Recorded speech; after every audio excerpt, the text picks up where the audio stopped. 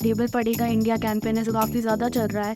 मैंने सुना है और मैंने देखा भी है कि लेबल पढ़ेगा इंडिया और देखेगा इंडिया और स्कैन करेगा इंडिया। और कुछ भी इधर उधर हो जाए तो सबसे पहला कॉल तो डॉक्टर को ही जाता है। श्योर, एक नंबर चीज है।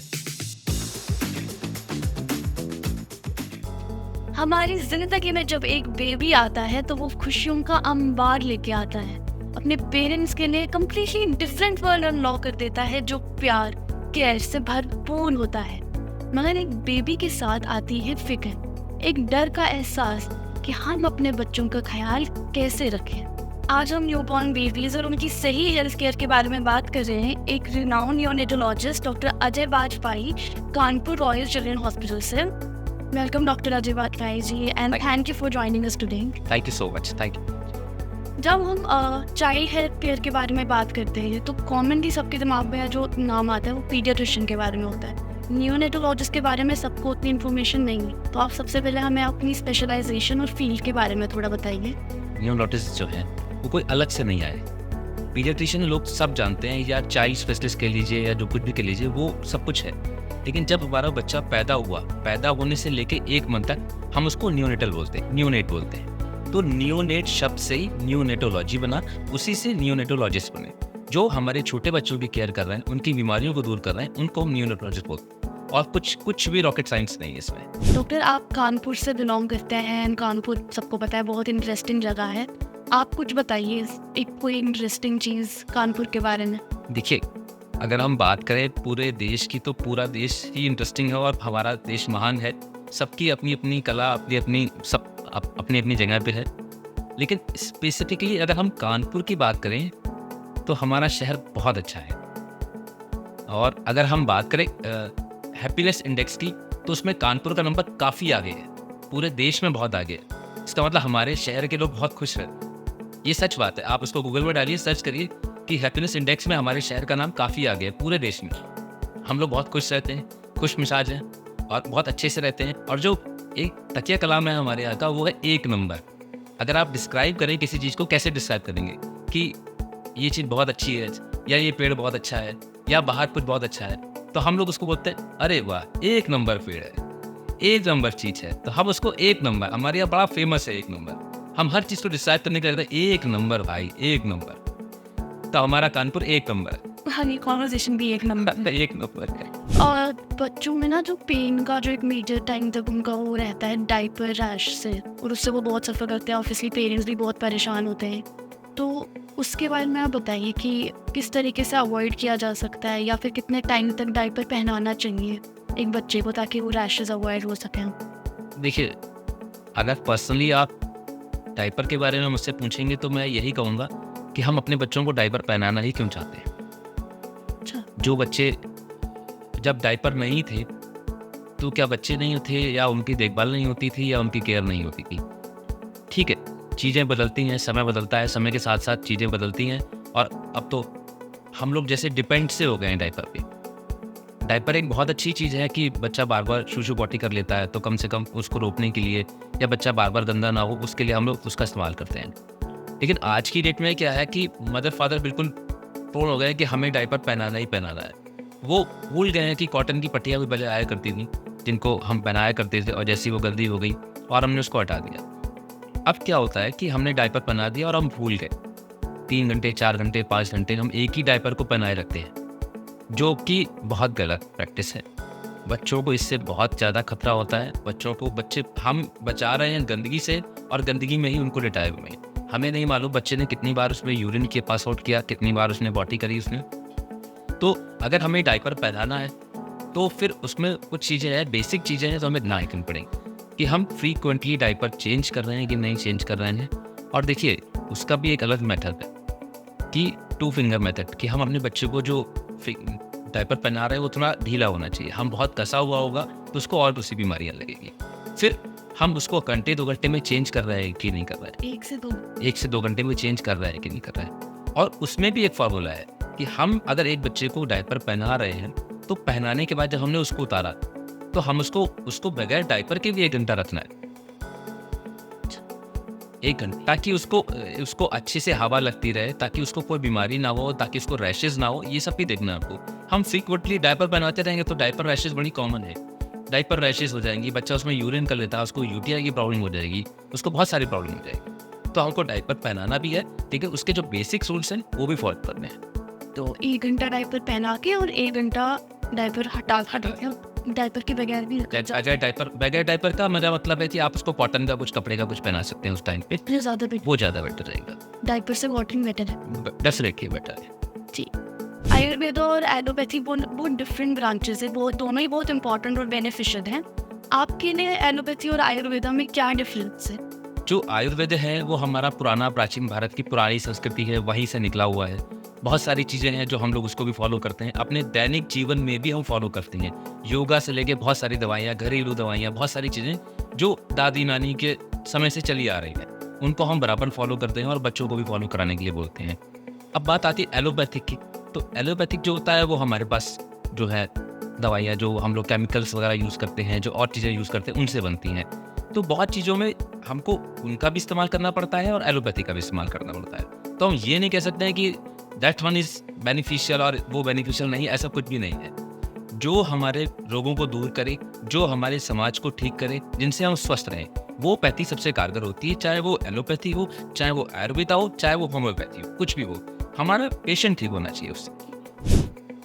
और यूजुअली जब पेरेंट्स के लिए इतनी कंसर्न रहते हैं अपने बच्चों को लेके, और कुछ भी इधर उधर हो जाए तो सबसे पहला कॉल तो डॉक्टर को ही जाता है। Sure. And I am sure आपके पास भी ऐसा कोई केस ज़रूर आया होगा जो फनी होगा, इसमें घबराने वाली कोई बात नहीं होगी, बट बहुत फनी लगा होगा आपको। तो ऐसा कोई फनी इंसिडेंट? फनी इंसिडेंट्स तो बहुत सारे होते रहते हैं, अक्सर होते रहते हैं। मैं हाल ही का आपको बताता हूँ, अभी 15-20 दिन पहले की बात बताता हूँ कि मैं एक यूट्यूबर भी हूँ और यूट्यूब पे अपने वीडियोस अपलोड करता हूँ, बच्चों की केयर के बारे में, न्यूट्रल केयर के बारे में बताता हूँ, पेरेंटिंग के बारे में टिप देता हूँ।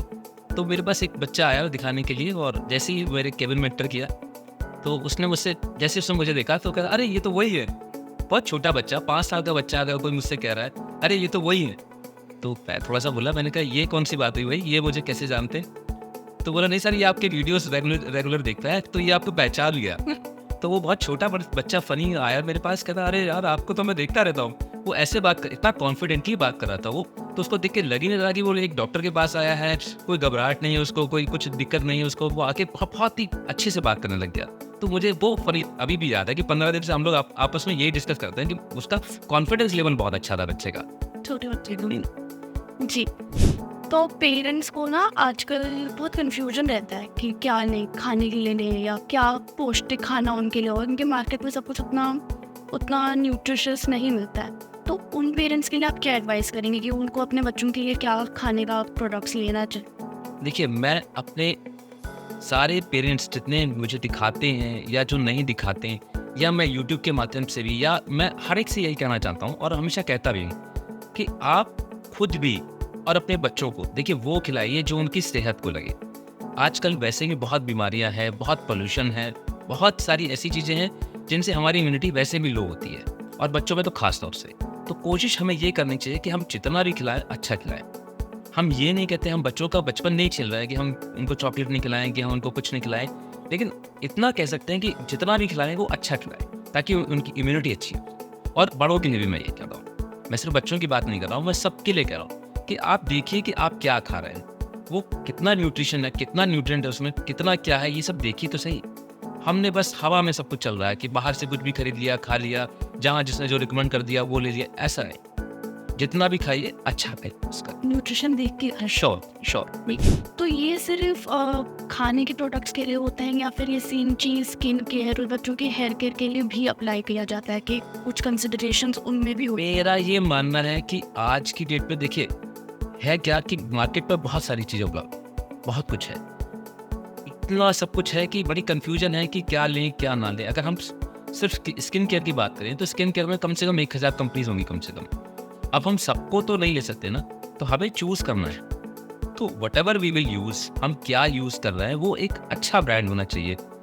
हम ये नहीं कह रहे हम बहुत महंगे ब्रांड में चले जाए या हम बहुत सस्ते ब्रांड में चले जाए, लेकिन हम एक बीच का रास्ता निकाल सकते हैं, या हम देख सकते हैं हमारे लिए क्या बेनिफिशियल है क्या नहीं है। चाहे वो खाने के प्रोडक्ट में हो, चाहे वो पहनने के प्रोडक्ट में हो, चाहे वो स्किन केयर में हो, या वटेवर कुछ भी हो, पर वो अच्छा होना चाहिए।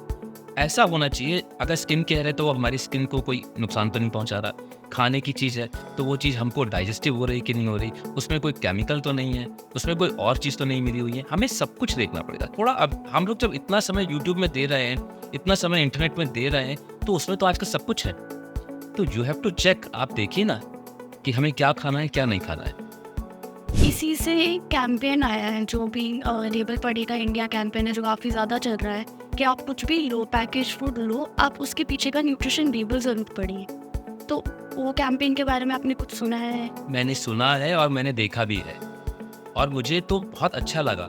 मैं तो ये कहता हूँ कि हम अगर 140 करोड़ भारतीय हैं तो सबको ये कैंपेन ज़रूर देखना चाहिए और सबको रटा होना चाहिए ये कैंपेन कि लेबल पढ़ेगा इंडिया और देखेगा इंडिया और स्कैन करेगा इंडिया, कि कम से कम हम जो चीज़ खा रहे हैं, जो चीज़ पहन रहे हैं, जो चीज़ का यूज़ कर रहे हैं, कम से कम हम स्कैन करके देखें तो सही वो हमारे लिए बेनिफिशियल है कि नहीं है।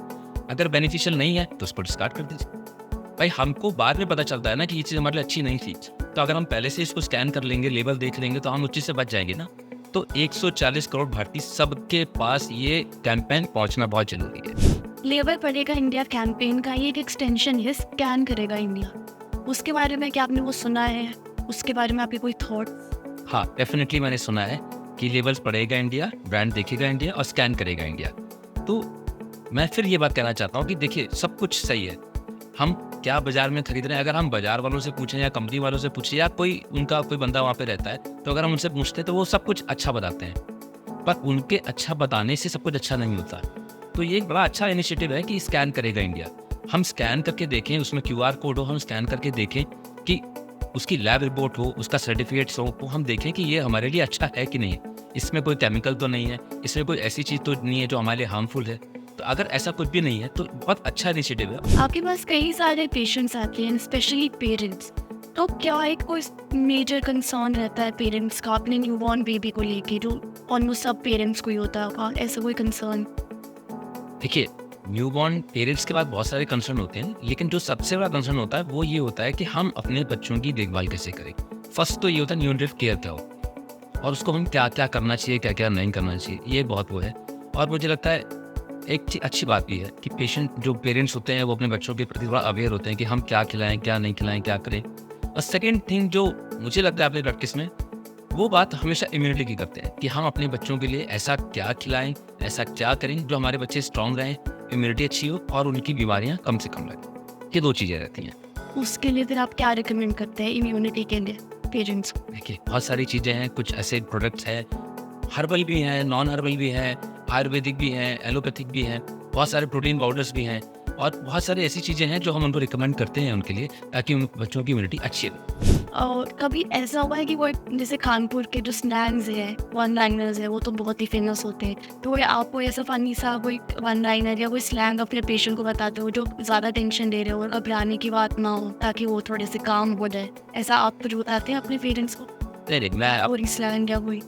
मैं अपने सारे पेशेंट से कहता हूँ, देखिए बच्चों की चिंता करना अच्छी बात है, लेकिन अब हम उस चिंता में बिल्कुल भूल जाए कि नहीं हम अपने बच्चों के लिए क्या करें, क्या नहीं करें। बस देखिए, आपकी अवेयरनेस ही बच्चों की अवेयरनेस होती है। जितना आप अवेयर होंगे उतना आपके बच्चे अच्छे होंगे, उनका न्यूट्रिशन अच्छा होगा, उनकी ग्रोथ अच्छी होगी, उनकी इम्यूनिटी अच्छी होगी। तो मैं अपने सभी व्यूवर्स से भी कहता हूँ और सारे पेरेंट्स से भी कहता हूँ, जितने मुझे दिखाने आते हैं सबसे कहता हूँ कि चिंता करिए, ठीक है, चिंता करना बहुत अच्छी बात है, और आप देखिए आप अच्छा क्या कर रहे हैं, क्या अच्छा खिला रहे हैं, क्या अच्छा नहीं कर रहा है, वो सब अच्छा करने की कोशिश कीजिए। जो बड़े बच्चे होते हैं, जैसे मेरे पास बड़े बच्चे दिखाने के लिए आते हैं, तो मैं उनसे पूछता हूँ, कई बार तो मदर फादर से हट के मुझे कई बार पूछना पड़ता है, यार तुम कुछ खेलते हो कि नहीं, तुम कुछ करते हो कि नहीं, अच्छे उसके लिए क्या करते हो। मैं मदर फादर से पूछता हूँ, आप अपने बच्चों को भाई स्कूल में तो सब भेजते हैं, स्कूल के अलावा आप क्या क्या करते हो, तो 90% से ज़्यादा के पास कोई जवाब नहीं होता। 90% से ज़्यादा माँ बाप के पास कोई जवाब नहीं होता, क्योंकि उनके पास सिर्फ यही होता है कि हमारा बच्चा स्कूल गया, स्कूल से आया, थोड़ा आराम किया, आराम करने के बाद वो ट्यूशन चला गया, ट्यूशन करने के बाद फिर वो होमवर्क करने लग गया। तो they are engage only in study, इसके अलावा कुछ भी नहीं है, इसके अलावा कोई अदर करिकुलर कोई एक्टिविटी नहीं है, कोई गेम्स नहीं है, कुछ भी नहीं है। मैं अपने सारे व्यूवर्स से कहता हूँ, सारे मदर फादर से कहता हूँ, सारे पेरेंट्स कहता हूँ कि देखिए पढ़ाना अच्छा है, आप पढ़ाइए अपने बच्चों को, लेकिन आपको 1 से 2 घंटे जो है बच्चों के शारीरिक विकास के लिए भी देने पड़ेंगे, ग्रोथ के लिए भी देना पड़ेगा, ताकि उनकी ओवरऑल हेल्थ बहुत अच्छी हो, मेंटली ग्रोथ अच्छी हो। डेफिनेटली ज़रूरी है, every parent should know about. Definitely उनको पता होना चाहिए कि क्या सही है, क्या गलत है। न्यूज़ में ना आजकल नया एक कंसर्न आया है, जो स्टार्टिंग में ही हो जाता है उनको जॉन्डिस की प्रॉब्लम हो जाती है। तो आपके लिए कोई कुछ एडवाइस करेंगे, कुछ ऐसे स्टेप्स ले सकते हैं ताकि वो ना हो, बच्चों में जॉन्डिस ना हो, या प्रिवेंट किया जा सकता है, या फिर इट्स नेचुरल हो? देखिए, न्यू जॉन्डिस 2 तरह की होती है। एक होती है नियोनेटल जॉन्डिस और एक और होती है जो बड़े बच्चों में या बड़ों में होती है।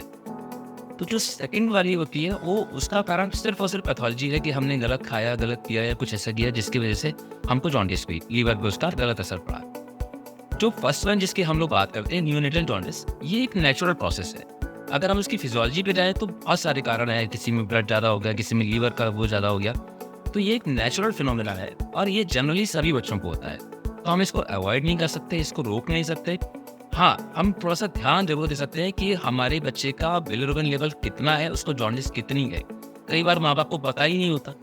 वो मुझे दिखाने आए होते हैं किसी और चीज़ के लिए कि आप इसका जनरल चेकअप कर लो या इसको सर्दी-जुकाम है, और जब हम उसका कपड़े हटा के देखते हैं तो हम कहते हैं इसको जॉन्डिस है। तो एक अवेयरनेस ज़रूर होनी चाहिए। हमको एक लेवल ज़रूर मालूम होना चाहिए कि हमारे बच्चे को जॉन्डिस है कि नहीं है, हमारा बच्चा कैसा है। तो लोग क्या होता है कि मदर को कमरे में कर देते हैं, बच्चा भी कमरे में रहता है, तो उसकी देख-रेख अच्छे से नहीं हो पाती। जो लोग अवेयर हैं, वो लोग जान जाते हैं। वो लोग तीसरे, चौथे, 5वें दिन दिखाने आते हैं बच्चों को और उनको मालूम चल जाता है। तो जनरली सब बच्चों को जॉन्डिस नहीं होती। अगर होती भी है, तो वो तीसरे, चौथे, 5वें दिन शुरू होती है और 7वें से 10वें दिन तक चली जाती है जनरली। और जिन बच्चों को और उनका लेवल भी नॉर्मल अगर ठीक है, तो हम लोग घर में एडवाइस करते हैं कि आप घर में रखिए या धूप दिखाइए या कुछ कीजिए। नहीं तो फिर अगर लगता है कि रेंज की बाहर जा रही है, तो we will advise for phototherapy या हॉस्पिटलाइजेशन की। बट जनरली कंसर्न की बात नहीं। नहीं, डेफिनेटली कुछ ऐसी बात नहीं है। जब तक कि उसका लेवल बहुत ज़्यादा बड़ा हुआ ना, तब तक कोई ऐसी बात नहीं। आप अपने पेशेंट्स को क्या बताते हैं कि बेबीज़ को फर्स्ट फूड देना कब से शुरू करना चाहिए और क्या देना चाहिए? जनरली मैं आपको सभी पेरेंट्स से ये कहता हूँ, जितने भी मेरे पास पेरेंट्स आते हैं कि हमें कब से शुरू करना चाहिए, क्या खिलाना चाहिए, क्या नहीं खिलाना चाहिए। तो जनरली वो सबके लिए सेम है, कोई ऐसा नहीं है कि हम बच्चों को शुरुआत के 6 महीने माँ का दूध देते हैं, बोलते हैं कि हम उनको मदर फीड कराएं, और इन केस अगर मदर फीड नहीं हो पा रहा तो टॉप फीड में हम जो दे सकते हैं वो हम चालू कराते हैं 6 महीने तक के लिए। उन 6 महीने में हम सिर्फ माँ का दूध या ऊपर का दूध पिलाते हैं, कोई पानी, गुट्टी, शहद हम रिकमेंड बिल्कुल भी नहीं करते हैं, ऐसा कुछ भी, सिर्फ माँ के दूध पिलाते हैं। और जब जैसे बच्चा 6 महीने क्रॉस करता है, फिर हम उसको कहते हैं कि अब आप इसको ऊपर का फूड चालू करा दीजिए। ऊपर का फूड मतलब शुरुआत हम करते हैं हम उसको कुछ लिक्विड से और फिर सेमी सॉलिड से होते हुए सॉलिड्स तक ले जाना शुरू करते हैं।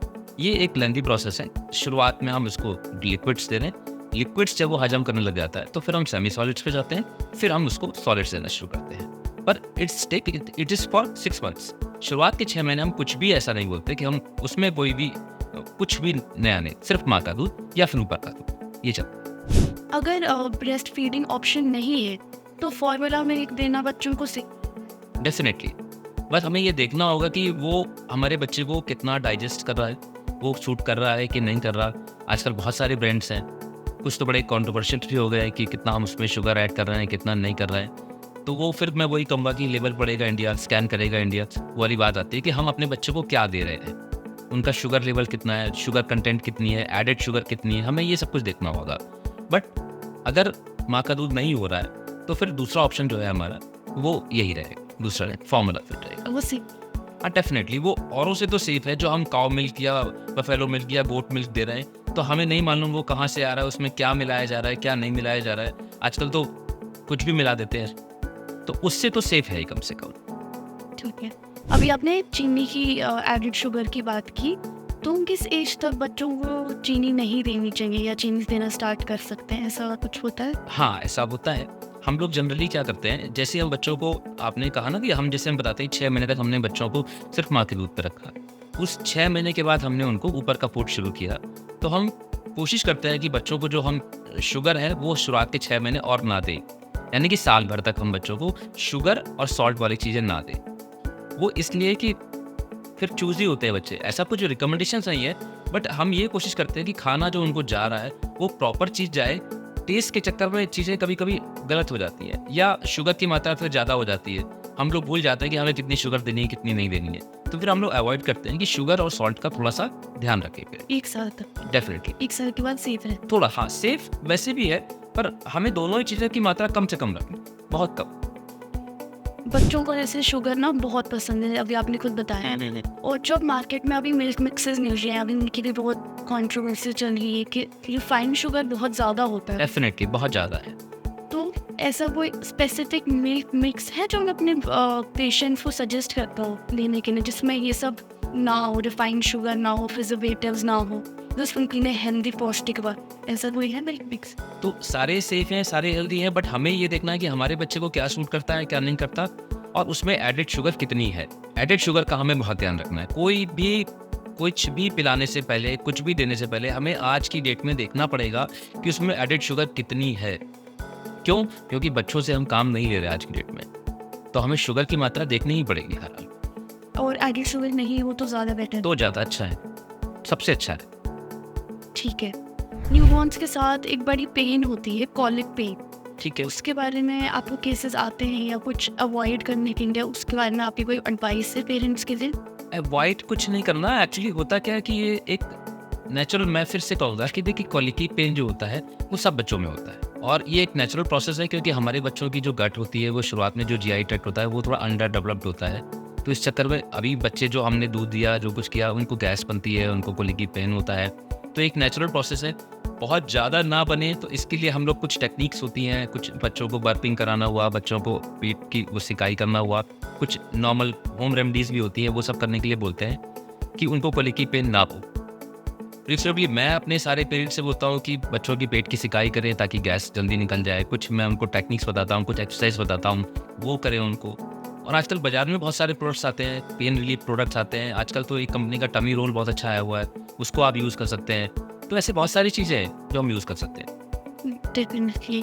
तो आप एक नियोनेटल डॉक्टर हैं, आप बेबीज़ के साथ ही डील करते हैं, चाइल्ड स्पेशलिस्ट बोला जाए। Definitely. Being a child specialist doctor और बीइंग अ फादर, इन दोनों में आप क्या डिफरेंस आपने फील किया? ये बहुत टफ क्वेश्चन। देखिए, हर फादर, हर डॉक्टर जो है वो फादर है, उनका फैमिली है, बच्चे हैं। पर एक डॉक्टर के लिए बड़ा टफ होता है कि वो फैमिली को, हम लोग we are not very social, हम लोग बहुत सोशल नहीं हो पाते, क्योंकि हमारे पास जो है ऐसा काम है कि इमरजेंसी वाला काम है। हम बहुत ज़्यादा कहीं घूमने नहीं जा पाते, बहुत ज़्यादा कहीं वो नहीं कर पाते। कारण ये है कि हमारे लिए हमारा पेशेंट पहले है, और उस पर भी अगर बच्चा छोटा है तो जिम्मेदारी थोड़ी बढ़ जाती है। लेकिन फिर भी मैं सभी डॉक्टर से, सभी से ये कहता हूँ कि कुछ टाइम, जैसे मैं सारे मदर फादर को बोलता हूँ कि आप अपने बच्चे के लिए एक्स्ट्रा टाइम रखिए। तो डॉक्टर्स के लिए भी यही है कि आप, ठीक है, आपका काम एक अलग है, लेकिन आपकी भी एक फैमिली है, तो हमें उसमें से थोड़ा सा हिस्सा जो है अपने बच्चों के लिए, अपनी फैमिली के लिए ज़रूर रखना चाहिए। अभी जैसे मानसून आ रहा है और मानसून के साथ आते हैं बहुत सारे मच्छर, तो आप क्या एडवाइस करेंगे? जैसे बहुत पेरेंट्स को लगता है कि न्यूबॉर्न बेबीज़ पे इंसेक्ट रिपेलेंट क्रीम नहीं लगानी चाहिए, तो इसमें आपका क्या थॉट्स है, आपका भी कहना है? बिल्कुल वही जो आपने कहा कि हमको यूज़ नहीं करना चाहिए। ठीक है, हम कोई भी ऐसी चीज़ यूज़ करने के लिए नहीं बोलते जो बच्चों के लिए हार्मफुल हो या उनकी स्किन को डैमेज करे या ख़राब करे। हाँ, लेकिन अगर वो ऑर्गेनिक हो, नेचुरल है, आयुर्वेदिक है, तो वी विल रिकमेंड। हम उसी केस में रिकमेंड करने के लिए बोलते हैं कि हमको लगता है कि ये क्रीम या ये स्किन केयर प्रोडक्ट या ये चीज़ बच्चों को नुकसान नहीं पहुँचाएंगे, उनकी स्किन को नुकसान नहीं पहुँचाएंगे, ओवरऑल उनको नुकसान नहीं पहुँचाएंगे, तो हम उनको बिल्कुल रिकमेंड करते हैं। पर वो हमें देखना होगा वो चीज़ बच्चों के लिए सेफ़ है कि नहीं। तो आयुर्वेदा सेफर ऑप्शन रहता है, आयुर्वेदिक या हर्बल इंसेक्ट रिपेलेंट क्रीम एक सेफर ऑप्शन है बेबी के लिए? डेफिनेटली, केमिकल से तो अच्छा ही है ना कि हम लोग केमिकल बच्चों को क्यों यूज़ करने के लिए बोल रहे हैं। अगर कुछ आयुर्वेदिक मिल रहा है हमको और वो नेचुरल है, ऑर्गेनिक है और बच्चों को कोई नुकसान नहीं पहुंच रहा स्किन से, तो वी विल यूज़, हमें क्या प्रॉब्लम। कोई स्पेसिफिक ऐसे कोई क्रीम है जो आप रिकमेंड करते हैं? बहुत सारे प्रोडक्ट हैं, बहुत सारी क्रीम्स हैं, बहुत सारे स्किन केयर प्रोडक्ट्स आते हैं, नेचुरली भी आते हैं, तो हम उनका यूज़ करने के लिए बोलते हैं। और स्पेसिफिक ब्रांड्स की अगर आप बात करें तो उनके प्रोडक्ट्स हैं, वो कुछ काम करते हैं, मैंने देखा है कि they are working and they are safe, तो हम उनका यूज़ कर सकते हैं। तो वो हर्बल, हाँ, वो हर्बल प्रोडक्ट्स हैं, प्योर हैं और उनका इस्तेमाल हम आराम से कर सकते thank you doctor Ajay Vajpayee ji, आप आए और आपने इतनी इंपॉर्टेंट कॉन्वर्जेशन के बारे में बात की, इतने इंपॉर्टेंट टॉपिक्स के बारे में हमारे पेरेंट्स अवेयर हो गए more about this. Thank you so much for having and we had a great conversation है। हैं। थैंक यू सो मच, आपका भी बहुत बहुत थैंक यू। और मुझे लगता है हमारी जो कन्वर्सेशन है, जो टॉक है, वो भी एक नंबर है। बिल्कुल एक number. Thank you so much. तो हमारी आज की कॉन्वर्जेशन रही है डॉक्टर अजय वाजपेयी जी के साथ। अगर आपको पेरेंटिंग और अपनी चाइल्ड की हेल्थ के बारे में कोई भी डाउट या कंफ्यूजन है तो प्लीज कमेंट सेक्शन में मेंशन कर दीजिए। For more podcast and conversations like this, subscribe to our YouTube channel and don't forget to hit the like button.